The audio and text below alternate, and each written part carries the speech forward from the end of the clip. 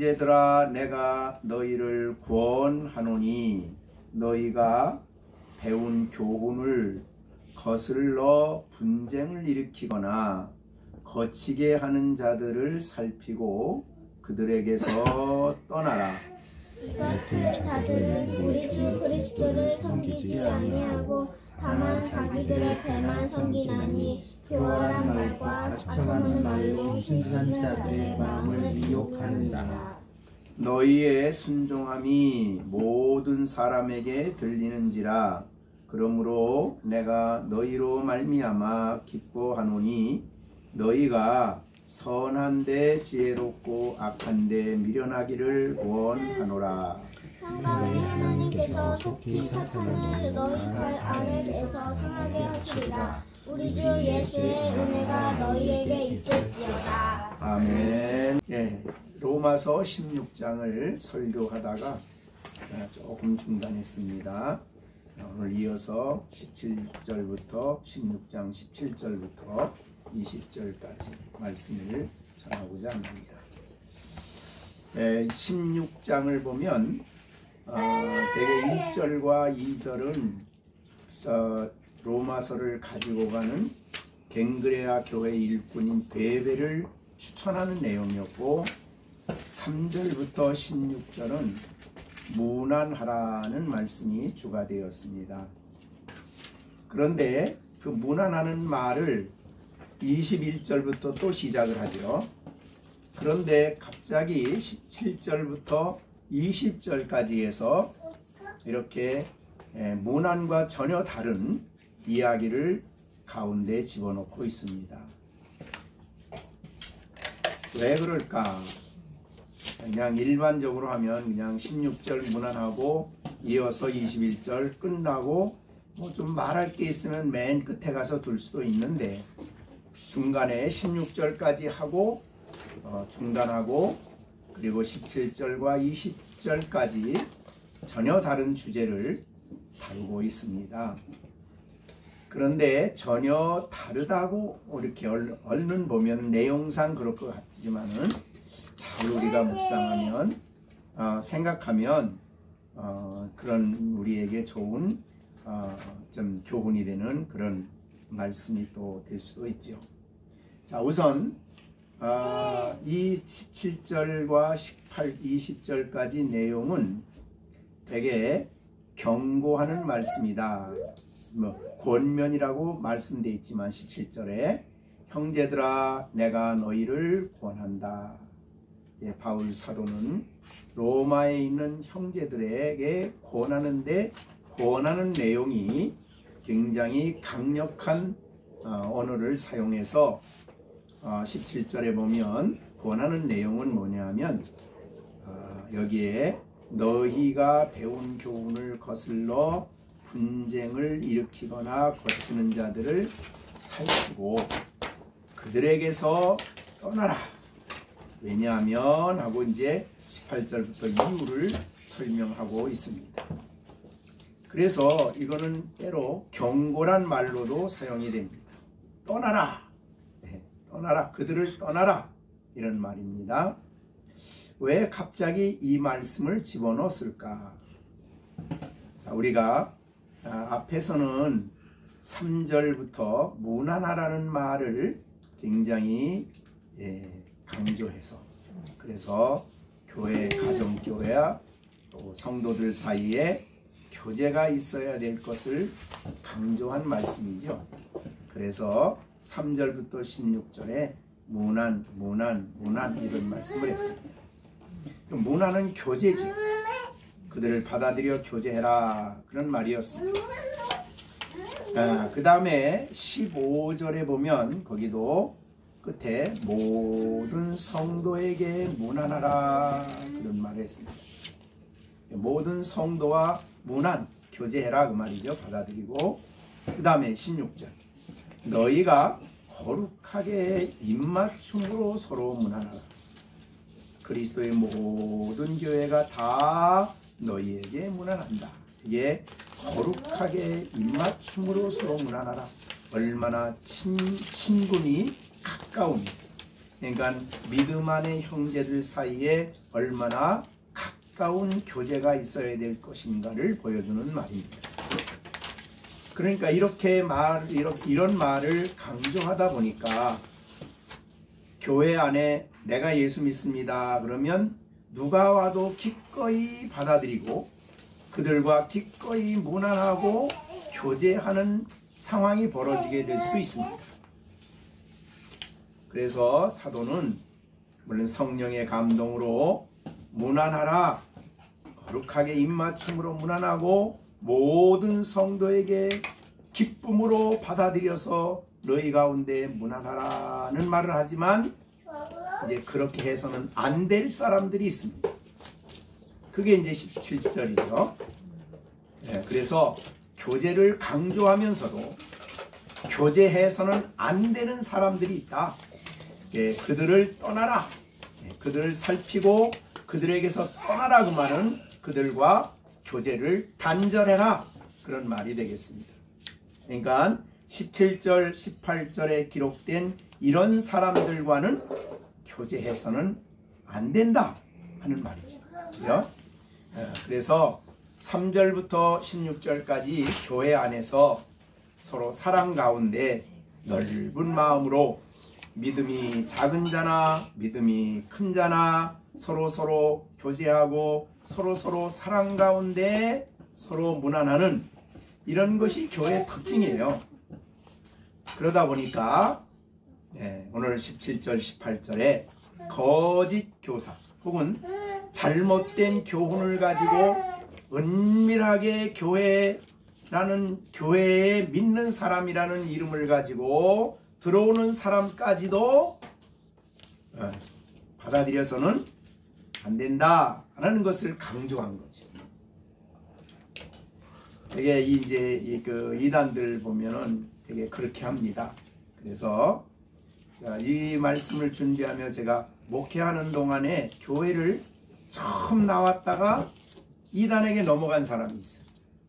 근데 어떻게 그렇게 됐냐면 와서 집을 두드리면서 나 교회에서 예수 믿는 사람인데요. 뭐 이렇게 하니까 믿는다 그러니까 기꺼이 문을 열고 받아들였어요. 그리고는 성경 공부 가르쳐 줄게요. 그래가지고 성경 공부를 시작했어요. 그러기에 쉽다 이 말이죠. 믿는 사람이라면 아주 반가운 마음으로 그를 받아들여서 교제가 이루어졌는데 그 사람은 거짓 잘못된 교리를 가지고 온 사람이에요.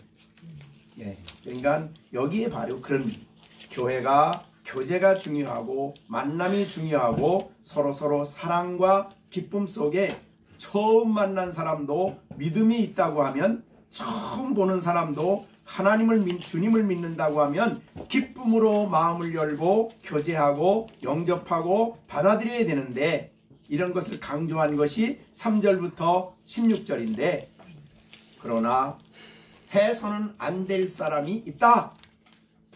그런 사람을 받아들이면 큰일 나는 거죠. 그죠? 그래서 이것을 강조했습니다. 자, 우리 요한 2서에도 보면 아주 거기는 더 엄격하게 말을 합니다. 요한 2서입니다. 요한 2서 2서에 보면 무슨 말이에요? 10절 11절입니다. 10절 11절 누구든지 이 교훈을 가지지 않고 너희에게 나아가거든 그를 집에 들이지도 말고. 굉장히 중요해요. 문 살짝 열어줬다 그래서 집에 들어왔다 그러면 이제 그 사람들은 끈기 있게 앉아가지고 아니면 다음에 또 명분을 만들어서 또 오고 그래서 결국은 넘어가게 됩니다. 그래서 집에 들이지도 말고 인사도 하지 말아라. 11절 그들에게 인사하는 자는 그 악한 일에 참여하는 자입니다. 이렇게. 그러니까 얼마나 엄격하게 이 이단 잘못된 교리를 가지고 우리는 이 세상에 살면서 모든 사람에게 복음을 전해야 됩니다. 그러니까 안 믿는 사람이 뭐 문제가 있든 또 어려움이 있든 또 장애인이든 어떤 사람이든지 그 사람을 대하지만, 그러나 그릇된 교훈을 가지고 복음이 아닌 다른 이단적인 사상을 가지고 오는 사람에 대해서는 철저하게 떠나야 되는, 분리가 일어나야 되는 것이 바로 교회다 하는 것을 이제 강조를 합니다. 이것이 중요한 권면이었죠. 그래서 17절에 보면 형제들아 내가 너희를 권한다 하고 살피고 그들에게서 떠나라, 이런 말씀을 하신 겁니다. 사실은 이 권면이라는 것은 언제나 쉬운 일은 아니에요. 우리가 권면은 유익한 것을 권면하지요. 좋은 것을 권면할 때도 있지만은 그렇지 않은 것을 권면할 때도 있지요. 듣기가 힘들어요. 그럴 때 그런 말을 하면서 바울은 그들을 형제라고 부르고 있습니다. 왜 그렇습니까? 형제이기 때문에 어렵지만은 이 말을 한다, 그 말이죠. 좋은 말을 하는 건 누구나 들을 수 있어요. 그런데 경고하는 말을 하는 것은 참 어렵지만은 그러나 들어야 된다. 그래서 형제들아라는 말을 사용하고 있는 것입니다. 자, 우리가 이 자녀들에게도 이 경고라는 말을 할 때는 자녀들에게도 쉬운 게 아니죠. 좋아하는 거를 하라 그러면 잘하는데 이거는 하면 안 되는 거야 라고 하면은 굉장히 어렵죠. 그건 듣기가. 그럴 때에 형제들아라는 말은 사랑의 마음을 가지고 권고를 하고 경고를 해야 된다는 거죠. 사랑의 마음을 품고 해야 된다. 형제라는 의미가 그렇습니다. 그러니까 이 형제는 믿음 안의 형제죠. 믿음 안의 형제입니다. 그런데 믿음 안의 형제이기 때문에 너희를 진정으로 사랑하기 때문에, 그리스도의 사랑으로 사랑하기 때문에 권면을 하고 경고하는 거다, 그런 말이죠. 그래서 형제들아라는 말씀 속에는 사실은 우리가 예수 그리스도의 측량할 수 없는 사랑을 받는 사람들라는 뜻으로 사랑의 마음을 품고 이 말을 권고하고 있습니다.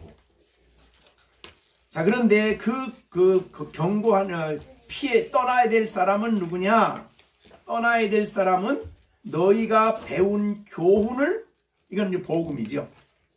여기에 교훈은 복음을 말합니다. 예수를 믿고 그리스도 안에서 주시는 말씀을 순종하고, 이제 이게 복음인데 너희가 배운 교훈이에요. 누구에게 배운 거예요? 아무에게는 아니죠. 사도들에게. 이 초대교회는 주로 사도들에게 배운 것입니다. 우리가 지난번에 사도행전 2장을 말할 때에 교회가 모여서 한 중요한 일이 뭐죠? 첫째가 사도들의 가르침을 받는 겁니다. 그것이 이제 사도행전 2장 42절이죠. 사도들의 가르침이에요. 그것은 바로 예수님으로부터 배운 말씀을 사도들이 믿는 사람들에게 가르친 거죠. 그래서 복음을 가르치고 복음적으로 살아가는 법을 그들에게 가르쳤습니다.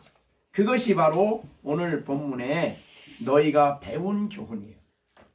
자, 이들은 아직 바울은 훨씬 더 많은 복음의 내용을 알고 있었지만, 그러나 이들은 우리 사도행전에 있는 대로 로마에 있는 교인들은 주로 오순절에 예루살렘에 올라갔다가 예수 믿고 거기서 있다가 박해 때문에 다시 로마로 와서 신앙생활하던 사람들이에요. 그러니까 주로 그들은 사도들을 통해 배운 교훈을 가지고 있었어요. 자, 우리가 이 사도신경을 배우지 않습니까? 사도신경을 우리가 고백하지요. 그렇게 기본적인 교리를 알고 배운, 예수님을 알고 배우고 주님을 섬기는 사람들이었어요. 그래서 너희가 배운 교훈, 기독교는 생각해낸 교훈이 아닙니다. 배워야 돼. 사도들은 예수님에게서 배웠고, 그죠? 사도는 예수님으로 배운 그 진리를 믿는 사람들에게 가르치고, 교회는 가르침이 있는 곳이에요. 사도들로부터, 사도들은 예수님으로부터 이렇게 됐는데, 배운 교훈을 여기에 거스르는 사람들이, 그러니까 그 교훈과 전혀 다른 얘기를 하는 사람들이죠. 그 잘못됐다는 얘기를 하는 사람들이에요. 거슬러 얘기하는 이 사람들은 분쟁을 일으키거나 그 다음에 거치게 하는 자들을 살피고 그랬습니다. 거치게 한다. 오늘 거친다는 말은 이 동물을 잡을 때 쓰는 단어라고 그럽니다. 그러니까 동물을 잡으려면 다니는 길이 있죠.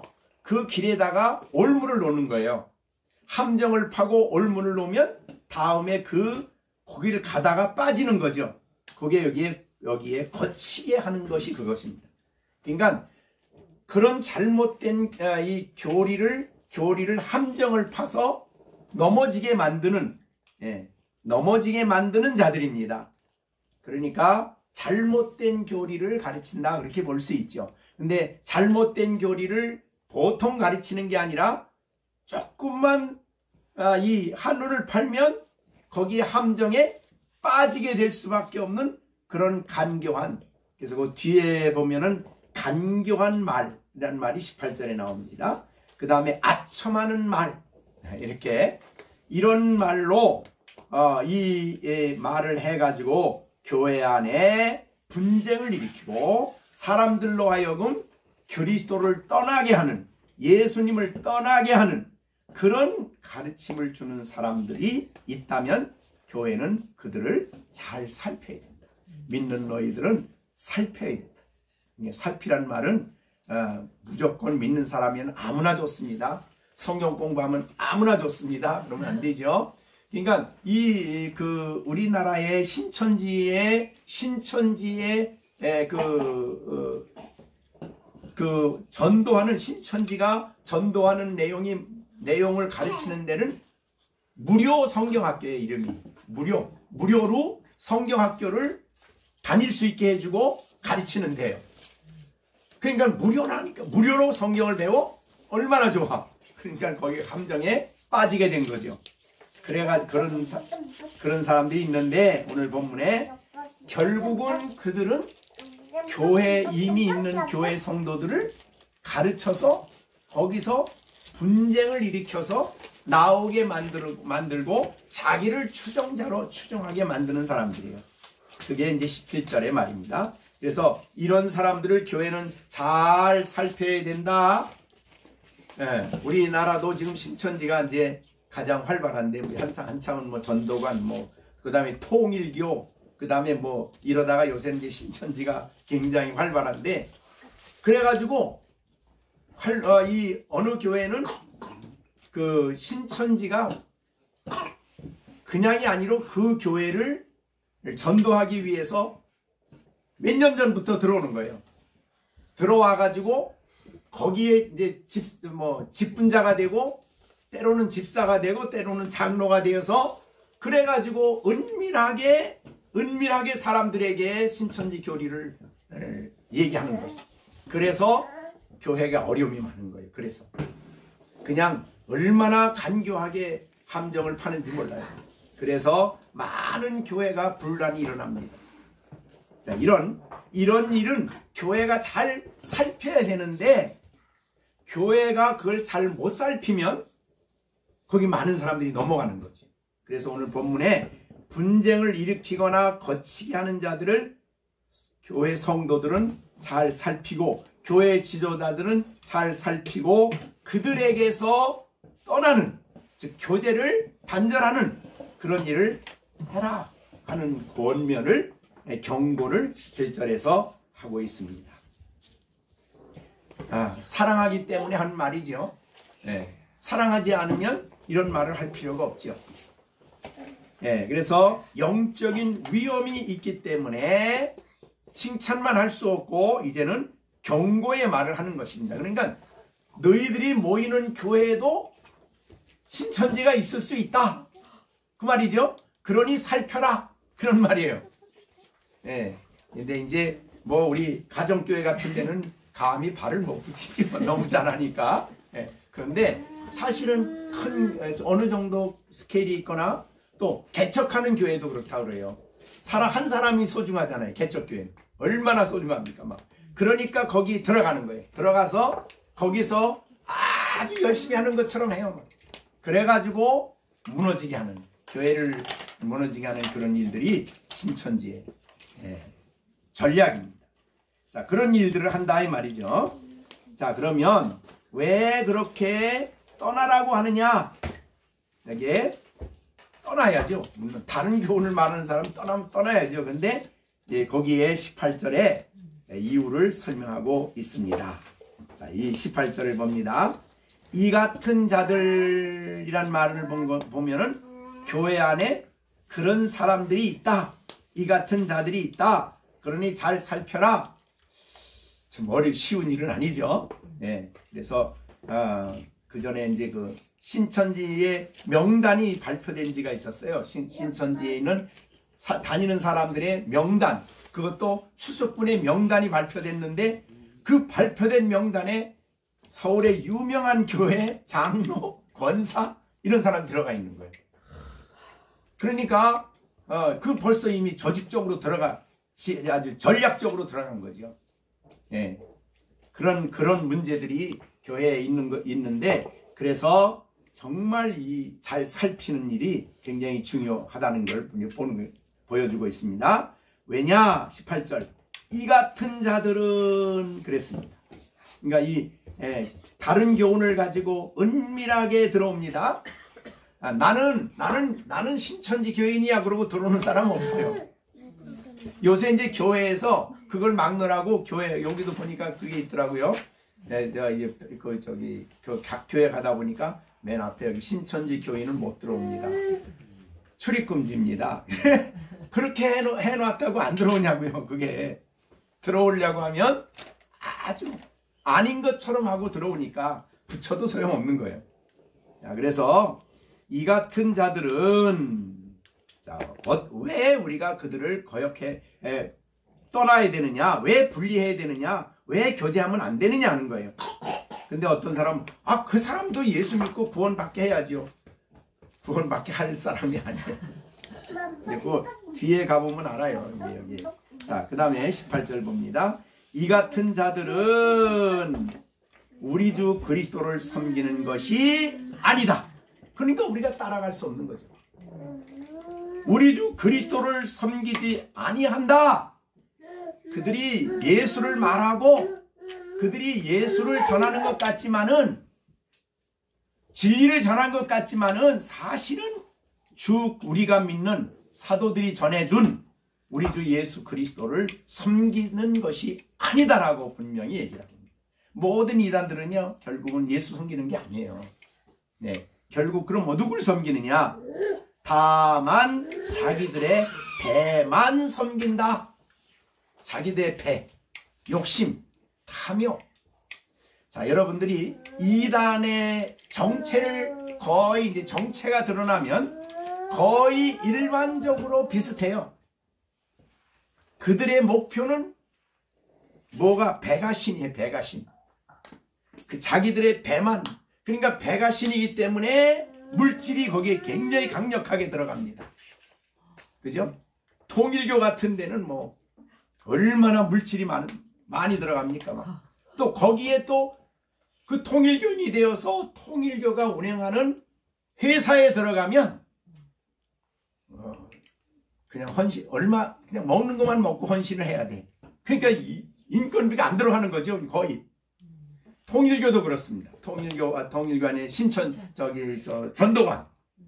거기도 이 신앙촌이라는 데 뭐 이렇게 들어가면 거의 다 일하는 사람들은 먹는 것 좀 살아가는 거고 나머지는 거의 다 정말 인건비 안 주고 일하니까 사업이 잘 되죠.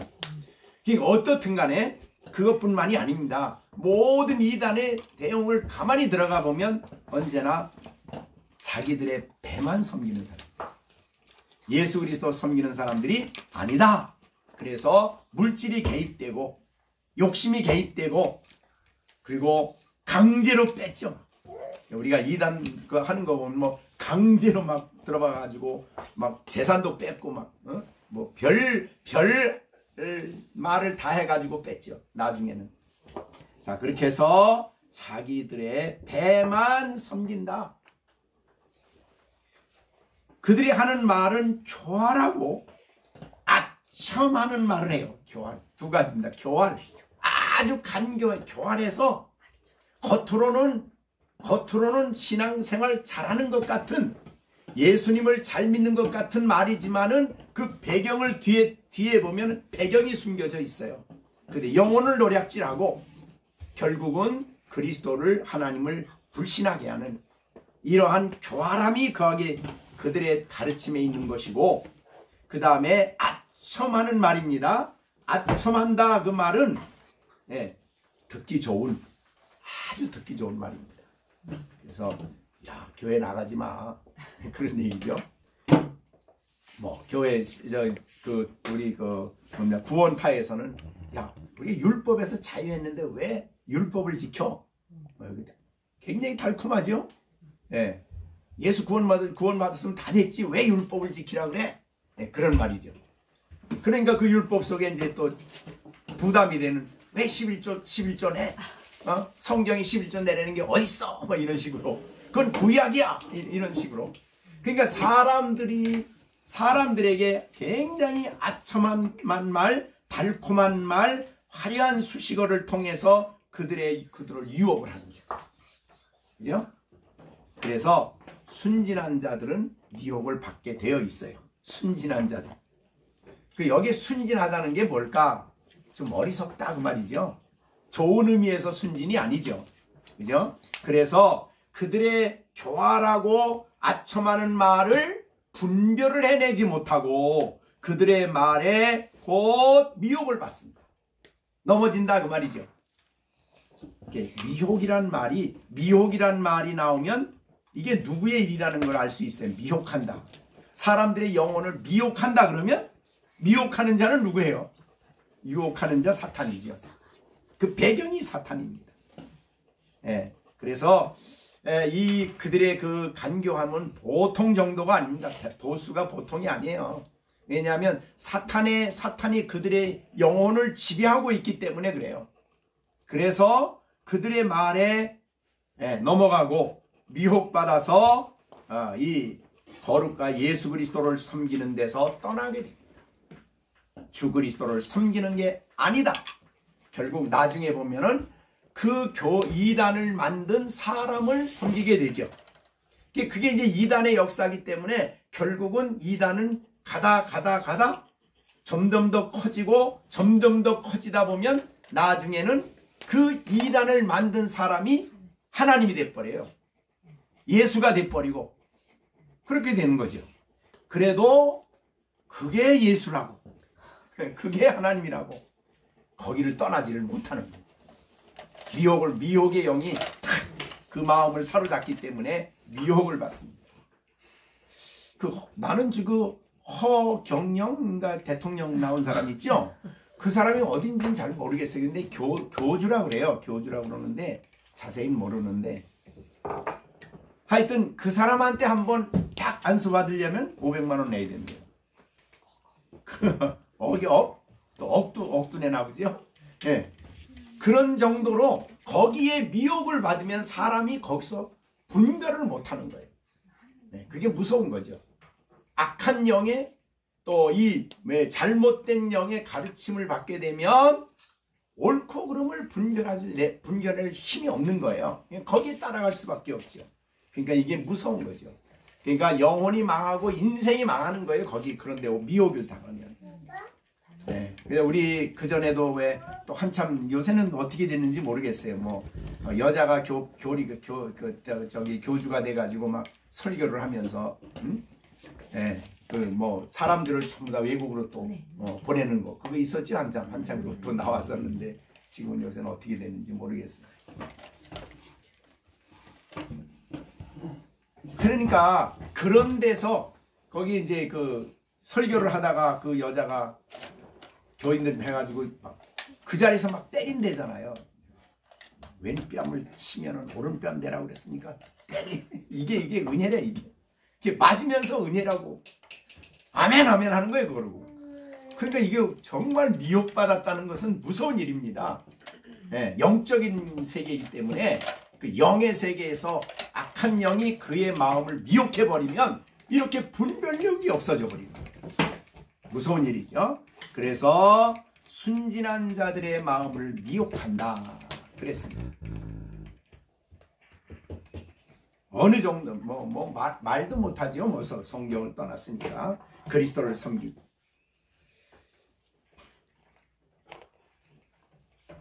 그래서 안상홍 증인인가 그것도 또 요새 굉장히 많이 활동을 하는데 거기 다니는 사람을 제가 이제 간접적으로 알아요. 아는데 너 거기 나가면 거기 이제 그 남편이 너 거기 나가면 나하고 헤어져야 돼. 그런데도 나는 거기 나가야 된다. 헤어져도 좋다. 이렇게 된다는 거예요. 그러니까 얼마나 성경을 떠나버리는 거죠. 어떻든 간에 우리 주 그리스도를 섬기지 아니하고 다만 자기들의 배만 섬겨요. 네. 배는 이제 욕심이라고도 볼 수도 있고 탐욕이라도 볼 수 있는데 그래서 거기를 추종하는 사람들에게도 인간의 부패한 탐욕을 충동시켜요. 탐욕을. 그래서 그들이 원하는 그 탐욕을 이루어 줄 것처럼 말하는 거예요. 그래서 미혹을 당하지. 여기까지입니다. 그럼 우리가 왜 거짓 잘못된 교훈을 가지고 오는 사람들을 왜 복음을 거슬러 나와서 교회에서 어려움을 주는 이 사람들을 왜 우리가 살피고 또 떠나야 될지를 18절에서 명확하게 알려주셨어요. 그러니까 우리 열린생 가정 식구들은 한 사람도 미혹을 받아서는 안 되는 겁니다. 18절을 보면 도무지 가까이 할 수 없는 그런 내용이죠. 우리는 그리스도를 섬기기 위해서 사는 사람 아닙니까? 자, 그러면 그 다음에 이제 보겠습니다. 여기까지 경고예요, 경고. 그러니까 로마 교회에도 이런 사람들이 교회 안에 들어와 있다라는 거죠. 그리고 난 다음에 이제 19절에서는 바울 사도는 역시 목회자이기 때문에 격려를 합니다. 그죠? 19절 너희의 순종함이 모든 사람들에게 들린다. 그러니까 여기 복음을 순종하는 거죠. 그들의 순종함이 모든 교회에 다른 이제 로마뿐만 아니고 그 당시는 여러 교회들이 그 교회들에게 이렇게 이제 소문이 났어요. 그래서 그들이 참 복음을 말씀을 듣고 잘 순종한다 하는 그런 순종의 말이 여러 교회에게 들려서 칭송의 대상이 되는 교회가 되었습니다. 굉장히 칭찬해주는 부분이죠. 그래서 그 로마서에 우리가 1장에서도 보면 1장에서도 그런 말을 했습니다. 로마 교회를 칭찬하는 말을 했는데 되게 이제 그들의 아름다운 신앙에 대해서 그들이 로마서 1장 7절이죠. 로마에서 하나님의 사랑을 받고 성도로 부르심을 받은 모든 자에게 하나님 우리 아버지와 주 예수 그리스도로부터 은혜와 평강이 있기를 원한다. 그렇게 그들을 굉장히 귀하게 얘기를 하지요. 자, 그 다음에 이제 그 19절입니다. 너희의 순종이라 그러면 이제 복음에 순종하는 거죠. 그죠? 진정한 참된 복음의 말씀을 듣고 잘 순종하는 것을 말합니다. 복음의 말씀을 듣고 사도들의 가르침을 받고 성경의 가르침을 받고 아직까지 이제 물론 이때는 성경이 쓰여지지 않은 상황이기 때문에 구약이 주로 사용이 됐겠죠. 그들이 하나님 말씀을 듣고 순종함이 모든 사람들에게 들린다. 이렇게 이런 칭찬은 굉장히 은혜스러운 부분이죠. 데살로니가 교회는 믿은 지 얼마 안 됐지만 바울 사도는 데살로니가 교회를 그런 식으로 칭찬했어요. 데살로니가서 1장 7절 8절에 보면 그러므로 너희가 마게도냐와 아가의 모든 믿는 자의 본이 되었느니라. 주의 말씀이 너희에게로부터 마게도냐 아가에만 들릴 뿐 아니라 하나님을 향하는 너희의 믿음의 소문이 각처에 퍼짐으로 우리는 아무 말도 할 것이 없다. 그러니까 초대교회는 아직도 교회가 많지를 않고 서로 교회의 소식이 서로 잘 알려진 것 같아요. 그래서 이렇게 각처에 믿음의 소문이 퍼졌다. 이렇게 칭찬한 것처럼 로마 교회도 너희의 순종함이 모든 사람에게 들리는지라. 그러므로 내가 너희로 말미암아 기뻐한다. 이게 이 기쁨은 아주 기쁨이 가득하다. 내 기쁨이 넘친다. 그런 말이죠. 로마서 1장 8절 한번 읽어보시죠. 먼저 내가 예수 그리스도로 말미암아 너희 모든 사람에 관하여 내 하나님께 감사함은 너희 믿음이 그러니까 지역적으로 로마는 그 당시에 큰 도시고 로마 제국의 수도죠. 그렇기 때문에 그 지역의 교회들의 소문이 이런 사람의 입소문을 타고 주위의 온 세상에 알려졌다. 거기도 이렇게 칭찬한 것처럼 오늘 본문에도 그렇게 그들의 순종함이 모든 사람에게 들리는지라. 그러므로 내가 너희로 말미암아 참으로 기뻐한다. 목회자의 제일 큰 기쁨이죠. 그죠? 성도들이 하나님 말씀에 순종하는 것을 보는 것은 그것만큼 기쁨은 없죠. 반대는 이제 순종하지 않는 것을 보는 것은 큰 슬픔이죠.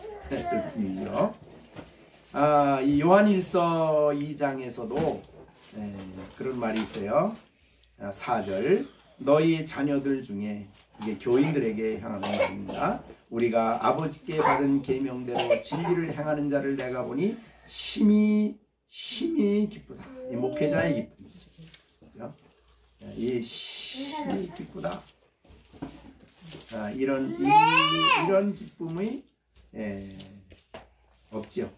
그 다음에 요한 3서 1장 3절 4절 형제들이 와서 내게 있는 진리를 증언하되 내가 진리 안에서 행한다 하니 내가 심히 기뻐하노라. 내가 내 자녀들이 영적 자녀입니다. 진리 안에서 행한다 함을 듣는 것보다 더 기쁜 일이 없도다. 그렇게 성도들이 말씀에 순종하며 하나님께 순종하며 살아가는 것을 보는 것은 목회자에게 있어서 큰 기쁨, 물론 하나님께도 기쁨이지만 그런 기쁨입니다. 그러면서 이제 또 하나 권면을 합니다. 그 권면이 19절 그 다음에 나옵니다. 너희가 선한데 지혜롭고, 그죠? 근데 악한데 미련하기를 원한다. 이것도 권면이죠. 분별력을 가지고 살아라. 그런 뜻이죠. 미련한다는 말은 쉽게 속지 말라. 그런 뜻이고요. 속는 사람은 미련하니까. 그러니까 쉽게 악한 데에 미련하기를 원한다. 악한 데 미련해서 거기에 잘 속지 말아라. 그런 뜻이고요. 선한데 지혜롭게 잘 하나님 말씀을 듣고 분별하고 살아가라. 그런 말입니다. 어떻든 이 로마 교회를 향해서 너희들이 분별력을 가지고 살아라. 그렇게 분별력이 없이 이렇게 말한다고 쉽게 미혹에 넘어가서는 안 된다 하는 말씀을 여기서 하고 있습니다. 자, 이런 분별력을 갖는 데는 하나님이 주시는 지혜가 필요합니다. 그렇죠? 선을 분별하는 지혜가 필요한데 이 지혜는 사실은 하나님이 우리에게 주시는 것이기 때문에 지혜를 달라고 우리가 또 기도하는 일도 필요하다. 그렇게 여겨집니다. 로마서 1장 9절에 골로새서 1장 9절에 보면 우리도 듣던 날부터 너희를 위해서 기도하기를 그치지 않고 구하노니 너희로 하여금 모든 신령한 지혜와 총명에 하나님의 뜻을 아는 것으로 채우게 하시고. 그러니까 골로새 교회를 위해서 바울은 교회가 세워졌다는 소식을 듣고 기도하기를 그치지 않는 기도 제목이에요. 하나님 저들에게 신령한 지혜와 총명을 주십시오. 그래서 올바로 하나님의 뜻을 잘 분별할 수 있게 해주십시오 하는 그런 기도입니다. 그러니까 우리가 정말 이런 분별력을 가지고 이 땅에 신앙생활하는 일은 매우 중요하다. 물론 그 분별의 기준은 성경이죠. 그러니까 성경을 굳게 잡아야 우리가 이 유혹에 넘어가지 않을 수가 있다. 성경 없이 지혜롭다가 아니에요. 성경 말씀을 굳게 붙잡을 때 우리는 이 이단들의 이 간교하고 또 아첨하는 이 말에 속지 않고 옳고 그 그름을 올바로 분별하며 살아갈 수 있다. 자, 우리 사도행전 20장 하나 더 보겠습니다. 사도행전 20장. 바울 사도는 에베소 교회의 지도자들에게 설교하는 내용. 29절입니다. 29절. 내가 떠난 후에 사나운 이리가 여러분에게 들어와서, 여기도 이리가 들어온다 그랬어요. 교회 안에 들어옵니다. 교회 밖에서 하는 건 문제가 별로 없어요. 분별이 되니까. 근데 교회 안에 들어오는 게 문제예요. 사나운 이리가 여러분에게 들어와서 그 양떼를 아끼지 아니하며 또한 여러분 중에서도 제자들을 끌어, 그러니까 보통 제자들이라 그러면 벌써 훈련받은 사람 아닙니까? 제자들을 끌어 자기를 따르게 하려고 어그러진 말을 할 사람들이 일어날 줄을 내가 안다. 이거는 뭐 어느 교회나 있는 문제입니다. 에베소 교회, 로마 교회도. 자, 그러면서 31절.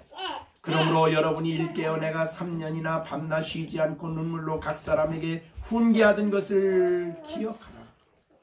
그러면서 32절을 우리 다 같이 한번 읽어볼까요?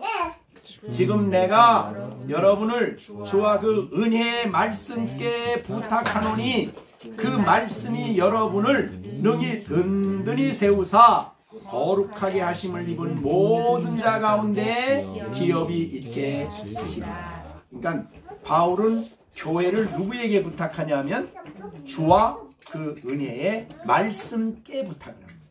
그죠? 주님과 은혜의 말씀. 교육자들은 바뀔 수가 있거든요. 그러니까 주와 그 은혜의 말씀께 부탁하노니, 그 다음에 그 말씀이 여러분을 능히 든든히 세운다. 그러니까 우리를 튼튼히 세우는 것은 말씀이에요. 그러니까 말씀 없이 지혜가 있는 게 아니에요. 말씀이 있어야 지혜가 있습니다. 그래서 부탁하는데 그 말씀이 여러분을 능히 든든히 세운다. 말씀이 세우는 겁니다. 그 다음에 거룩하게 하심을 입은 모든 자. 이 거룩함은 구별됐다 그 말이죠. 모든 자, 믿음으로 구별된 모든 자들이 얻을 기업, 이건 천국이죠. 그러니까 우리를 이 시험이 많고 이리들이 활동하고 악한 원수들이 활동하는 이 세대 속에서 이 영적 전쟁에 승리하고 영원한 그 나라에서 기업을 얻는데 우리를 튼튼히 세우는 것은 은혜의 말씀입니다. 그 말씀은 말씀에 대해서 무지하면 넘어갈 수밖에 없어요.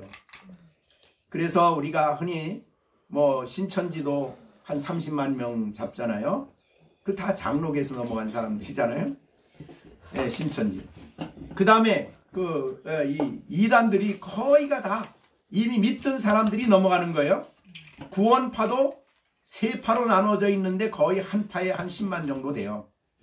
전부 다 믿는 사람들이 넘어갔어요. 근데 왜 믿는 사람들이 넘어갔을까요? 든든히 서 있질 않아요. 어디에? 말씀께 서 있질 않아요. 한국교회가 말씀께 든든히 서 있는 사람이 몇 명이나 될까 생각해 봅니다. 그죠? 일주일에 교회 몇 번 나가요? 한 번 나가잖아요. 그것도 1시간 예배 드리고 그 다음에 물론 수요 예배 나오는 사람 있고 금요일 예배 나오는 사람 있고 말씀 올려는 사람이 있어요. 그러나 여러분이 그 사람의 그 양이 얼마나 될까요?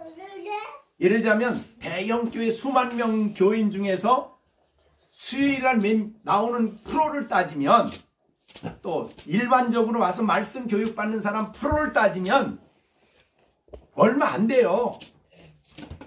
얼마 안 돼. 수만 명 모이고 뭐 몇천 명 모이고 그런데 얼마 안 돼요. 그러니까 겨우 명맥을 유지하는 게 주일 예배 그 시간인데 그것도 뭐 6부 예배 7부 예배 드리니까 한 부가 1시간에 끝나야 돼. 그러니까 하나님 말씀을 진지하게 배울 수 있는 시간이 없는 거예요. 교회에 나가는 것 외에는 없어요. 그러니까 그를 든든히 세우지 못하니까 이단들에게 쉽게 넘어갑니다. 그래서 저기 신천지에 넘어간 청년이 그 간증 얘기하는 걸 들었더니 자기가 넘어간 이유가 그거라는 거예요. 교회에는 성경을 못 배우는데 신천지 가니까 금방 성경 가르치더라는 거예요. 그 성경을 배우고 나니까 이게 맞구나 그래서 신천지에서 신앙생활을 했다는 거예요. 그러니까 이게 교회가 하나님 말씀을 바르게 못 가르치죠. 그게 문제죠. 그래서 나중에 이제 이거 깨닫고 돌아와서 이제 그 간증을 하는 걸 이제 들었는데, 어떻든 또 요새는 얼마나 간교한 함정을 파는지 그 이제 뭐 한동대가 신천지가 그렇게 많이 들어가 있잖아요. 한동대. 그 기독교 대학원. 근데 왜 그러냐 했더니 한동대 애들은 거의가 다 아니 학교 안에서 활동을 해요. 근데 학교 안에서 활동하던 애들이 굉장히 외롭잖아요. 집을 떠나 있으니까. 그래서 남자는 여자는 남자 이렇게 해가지고 그런 친구가 된다. 친구 되게 해주고 그렇게 해서 한동대 애들이 많이 넘어갔다. 자, 우리가 그렇게 보면은 정말 이게 하나님 말씀에 튼튼히 쓰지 않으면 안 된다. 왜 교회에서 하나님 말씀 안 가르치겠습니까? 그러니까 이게 이 은혜의 말씀이야말로 너희를 능히 든든히 세워서 영원한 그 나라의 기업을 얻도록 너희를 끝까지 신앙을 지켜주는 거지 교회가 지켜주는 게 아니죠. 어떤 교회가 어떤 목회자가 지켜주는 게 아니죠. 굉장히 중요한 말씀을 우리에게 하고 있는 겁니다. 그러니까 이거는 뭐 어느 시대나 있어 왔던 건데, 자 그렇게 말하고 난 다음에 보세요.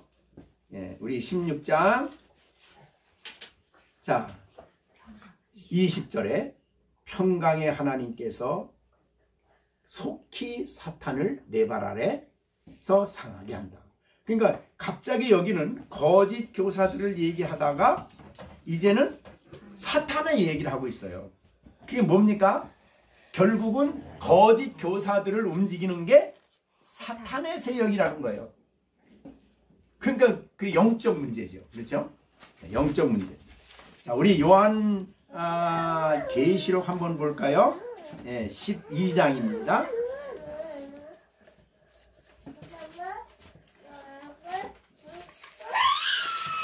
요한 계시록 12장 17절입니다.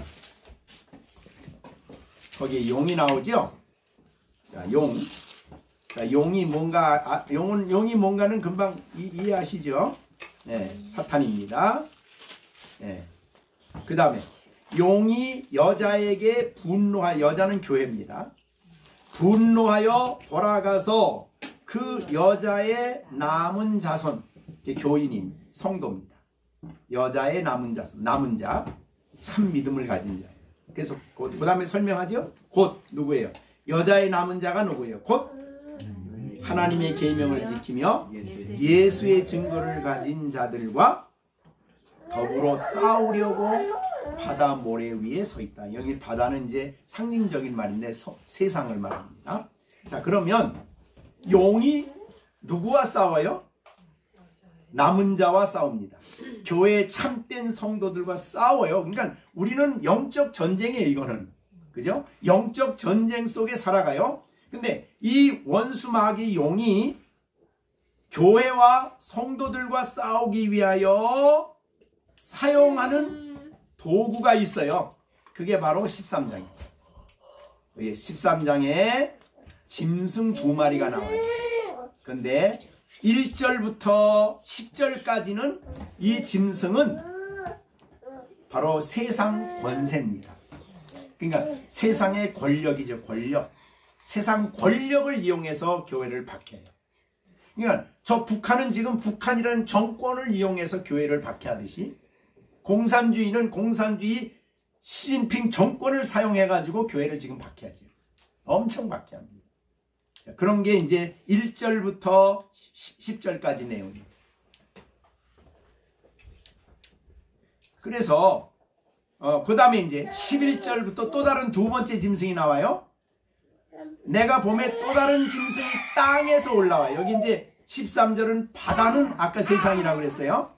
땅에서 올라오는데 어린 양 같은 두 뿔이 있어요. 그러니까 이게 예수님을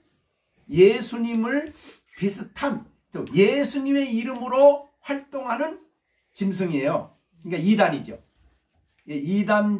이단의 교사예요. 이단 교사. 그러니까 1절부터 11, 10절은 세상 권력을 쓰고 11절부터 18절은 이 거짓 이단 사상을 가진 사람들, 그게 전부 다 이 사탄이 뒤에서 그 사람들을 조종하고 있는 거죠. 자, 그것이 이제 11절부터 18절이에요. 그 다음에 마지막 강력한 이 전쟁의 도구가 뭐냐? 그거는 이제 17장, 계시록 17장에 가면 나와요. 여기 17장 보면은 여기에 17장, 18장인데 여기에 보면 바벨론이 나옵니다. 자, 바벨론 5절입니다. 17장 5절. 그가 그의 이마에 이름이 기록되었으니 비밀이라 큰 바벨론이라 땅의 음료들과 가증한 것들의 어미다. 여기에 큰 바벨론. 바벨론은 세상 나라를, 세상을 상징합니다. 네, 바벨론은 세상을 상징해요. 자, 그러면 이 세상 정신, 우리가 살고 있는 이 세상을 도구로 써서 교회와 싸움을, 전쟁을 해요. 이 세상에, 그래서 에베소서는 세상 주관자라고 그러잖아요. 원수 마귀를 주관자라. 예? 그래서 이 세상의 모든 우리가 그러니까 분별을 해야 되죠.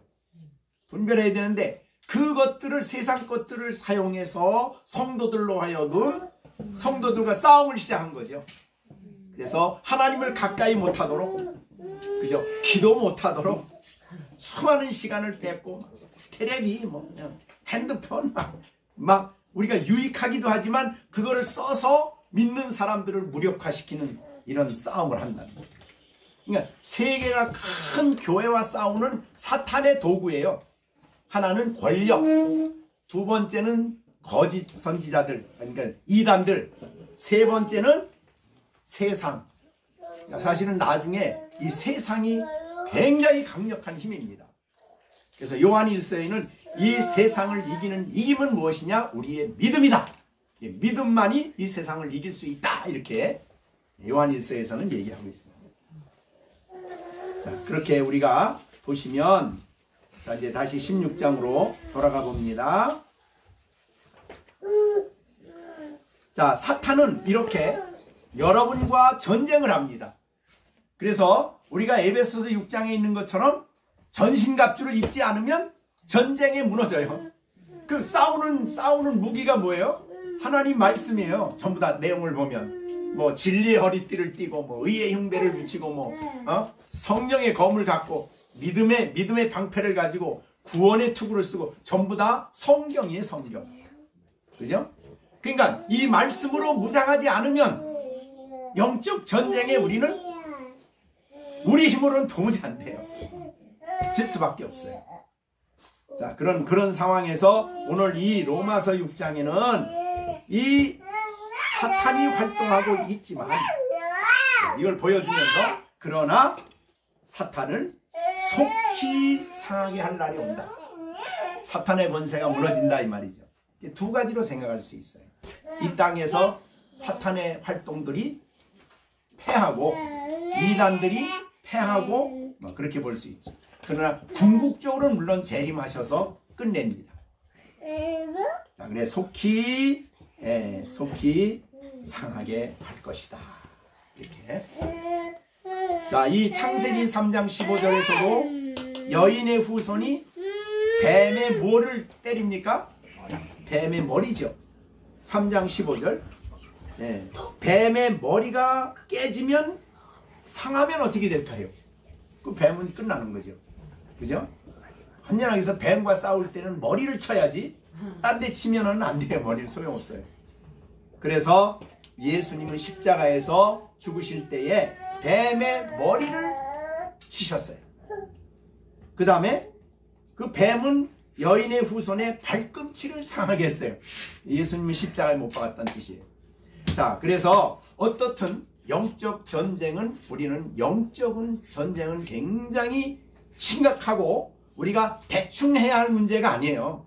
그래서 이 원수 마귀가 우리와 싸우기 위해서 얼마나 무서운 세상 권력을 지배, 물론 하나님 허용 안에서 하지만은 주님이 재림하기까지는 그렇게 강력하게, 그래서 권력자 부자의 마음을 사탄이 사로잡아서 교회를 박해하게 하고, 그죠?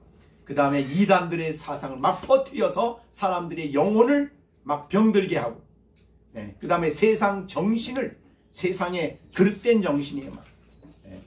여러분이 이 세상 가만히 돌아보면 전부 다 하나님과는 상관없는 것들이 얼마나 많은지 몰라. 그래서 그런데 우리가 빠지게 된다. 그런 이런 세상에서 우리가 살고 있지만, 그러나 성도들이 알아야 될 것은 평강의 하나님께서 때가 되면 다 상하게 하고 완전히 승리를 줄 것이다 라는 말씀을 하신 겁니다. 자, 원수 마귀가 얼마나 간교하게 활동하는가, 고린도후서 11장 13절로 15절 이렇게 얘기했습니다. 그런 사람들은 고린도후서 11장 13절 거짓 사도, 그죠? 사도란 이름을 가지고, 요새는 또 얼마나 사도들이 많이 나오는지 몰라요. 교계에서. 왜 그러냐면 뭐 우리가 사도와 같은 권능과 능력을 가졌다 뭐 이래가지고, 그래서 그 자기는 사도, 현 이 시대의 사도다 뭐 이래, 거짓 사도죠. 근데 속이는 일꾼. 그 다음에 자기를 그리스도의 사도로 가장을 해죠.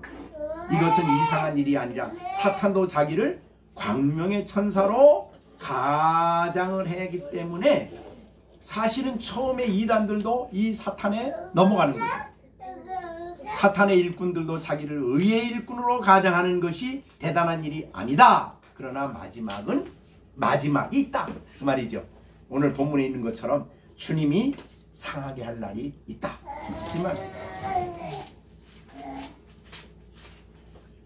자, 이런 세상에서 우리가 신앙생활을 합니다. 그러면 우리가 이 세상을 이겨야 되겠죠. 우리가 세상을 승리하는 것은 예수 안에서 가능합니다. 예수 믿는 믿음으로 가능합니다. 요한일서 4장 4절 자녀들아 너희는 하나님께 속하였고 또 그들을 이겼다. 이는 너희 안에 계시니가 세상에 있는 자보다 크다. 사탄보다 강하다 이 말이죠. 그래서 우리는 결국은 승리한다는 확신을 20절에서 말씀해 주시고 있습니다. 그래서 이 이단들의 활동이 강력한 것 같지만은 결국은 사탄이 그 배후에 있고, 그래서 힘 있는 것 같고 세상을 정복할 것 같지만은 그러나 결국은 상하게 된다. 패하게 된다. 그럼 마지막으로 이제 세 번째는 우리 주 예수의 은혜가 너에게 있을지어다. 이렇게. 그렇죠. 이 어려운 세상에 영적 전쟁을 하는 교회에 주님 예수의 은혜가 있어요. 근데 여기에서 대충 우리가 일반적으로 은혜가 있을지어다 그럼 하나님의 이런 말을 많이 쓰는데, 여기에는 오늘은 예수의 은혜 그랬습니다. 주 예수의 은혜 그랬습니다. 자, 왜 예수의 은혜라고 표현됐을까? 예수님이 이 땅에 인간을 입고 오신 하나님이죠. 그래서 인간으로 계실 때에 인간의 약함을 너무너무 많이 아셨어요. 경험하시고 시험까지도 당하시고, 그래서 우리가 이 땅에 살아가는 동안에 당하는 여러 가지 어려움과 이 모든 시험과 이 모든 전쟁은 주님 예수님이 충분히 아십니다. 그래서 이 말은, 예수의 은혜가, 그 말은 우리를 아시는 주님께서 우리에게 필요한 은혜를 위하여 아버지께 구하여 주신다, 이렇게 설명할 수 있겠습니다. 예수님이니까, 하나님 우편에 계신 그분은 우리 약함도 아시고 사단의 간교함도 아시고 우리의 무능함도 아시고 이 세상의 권력이 얼마나 강한가도 아시지만, 그래서 우리에게 은혜를 주셔서 세상을 이기고 하나님 백성으로 살아가도록 역사하신다. 그래서 주 예수의 은혜가 너에게 있을지어다 라고 말씀한 겁니다. 자, 그러면 오늘 17절부터 20절 말씀을 설명을 다 설명을 했습니다. 여러분이 오늘 보시면 이 말씀을 통해서 왜 바울 사도가 이렇게 중간에 이 이야기를 끼워 넣는가를 알만하죠. 그래서 우리가 하나님의 교회를 뜨겁게 사랑하는 사도였기 때문에 이 일에 오염되면은 정말 오염되기 쉽고, 또 교제를 잘못 이해하고 그들이 와도 별로 살피지도 않고 다 받아들이는 이런 일을 해서는 안 된다 하는 것을 알려주시는 중요한 교훈이고, 우리가 이 배경에는 사탄이 있기 때문에 우리의 힘만으로는 도저히 이길 수가 없는 겁니다. 그래서 예수의 은혜가 우리에게 필요하기 때문에 늘 은혜가 우리 안에 왕노릇하고 은혜 받는 일에 우리가 힘쓰고 은혜에 사로잡혀 살도록 은혜 받는 일에 전심을 기울여 살아가는 우리가 돼야 되겠습니다. 이제 예수님은 우리에게 은혜를 주시기 위해서 하나님 우편에 계십니다. 그래서 끊임없이 기도하고 우리의 약함을 아시기에 이 은혜 주시기를 기뻐하시니까 예수 그리스도 앞에 나아가서 힘써 기도하고 말씀을 받고 그러는 가운데서 우리가 이 은혜를 충만히 받아야 되겠고, 마지막으로 여러분들이 철저하게 하나님 말씀에 굳게 서서 말씀의 기준에 의하여 분별하며 살아가는 우리 믿음의 식구들이 다 되어지기를 간절히 바랍니다. 기도하겠습니다. 주신 말씀 생각하시면서 하나님, 우리가 인생을 살아가면서 하나님의 은혜의 말씀을 충만히 주셔서 풍성하게 주셔서 우리의 믿음이 견고하게 서게 하시고 하나님의 능력 은혜를 힘입어 영적 전쟁에 승리하는 삶을 살아갈 수 있도록 날마다 우리들에게 은혜 충만케 하여 주십시오. 그리고 이 땅의 한국교회를 긍휼히 여기시고 너무나 세속화되어가는 한국교회가 바로 깨어 일어나게 하여 주시고 하나님의 진리 위에 견고하게 설 수 있는, 그리고 하나님이 기뻐하는 아름다운 교회로 복음을 증거하며 주의 영광 드러내는 한국교회 될 수 있도록 우리가 함께 기도하고, 우리의 자라는 자녀들이 이 세대 속에서 올바른 믿음을 가지고 성장해서 세상을 이기는 아이들, 그래서 하나님 세상이 감당 못하는 사람들이 되어 하나님 앞에 귀하게 쓰여지고 하나님 앞에서 귀하게 준비되어지는 어린 영혼들이 될 수 있도록 우리 다 같이 너무나 세상의 영향을 받기 쉬운 이들인데 세상 영향보다는 하나님의 진리에 사로잡히는 아이들이 될 수 있도록 아이들을 위해서도 함께 기도하겠습니다. 다 같이 기도하겠습니다. 은혜로우신 아버지 하나님, 오늘도 주의 믿음 생활하는 우리들에게 악한 사단이 얼마나 무섭게 집요하게 아버지랑 전쟁을 하는지 모르는데 자라는 우리 아이들 기억해 주시고 우리 아버지시여 또한 아버지 하나님 기억해 주시고 시준이 또 시원이 아버지 시완이 하나님 스나 기억해 주셔서 정말 어려서부터 세속에 물들지 않고 하나님의 거룩한 진리가 저들 마음을 굳게 잡아 아름답게 성장하게 하여 주시고 하나님의 사람들로 자라갈 수 있도록 은혜를 풀어주시며 우리 열린샘 교회 식구들이 정말 이 세대 속에서 오직 아버지 하는 바른 분별력을 가지고 말씀 위에 튼튼히 서서 신앙생활할 수 있도록 하나님이 역사하여 주시옵소서. 이들 속에 날마다 은혜가 충만하게 하여 주시고 한국교회가 깨어 일어나게 하여 주셔서 아버지 하나님 세속사에 오염되지 않게 하시고 아버지 하나님 앞에서 바르게 설 수 있는 한국교회 될 수 있도록 성령님 역사하여 주시옵소서. 오늘도 말씀 받은 우리들이 이 말씀을 마음에 잊지 않고 기억하고 이 말씀을 우리가 굳게 붙잡고 승리하는 성도로 살아갈 수 있도록 은혜 베풀어 주시옵소서. 예수님의 이름으로 기도하옵나이다. 아멘. 이제는 우리 주 예수 그리스도의 은혜와 하나님 아버지의 사랑하심과 성령의 교통하시며 능력 주시며 진리 가운데로 인도하심이 오늘도 주의 말씀을 듣고 말씀 위에 견고하게 서서 분별력을 가지고 이 세상을 살아갈 것을 다짐하는 우리 모든 열린샘 식구들 가운데 이제로부터 영원토록 함께 계실지어다. 아멘.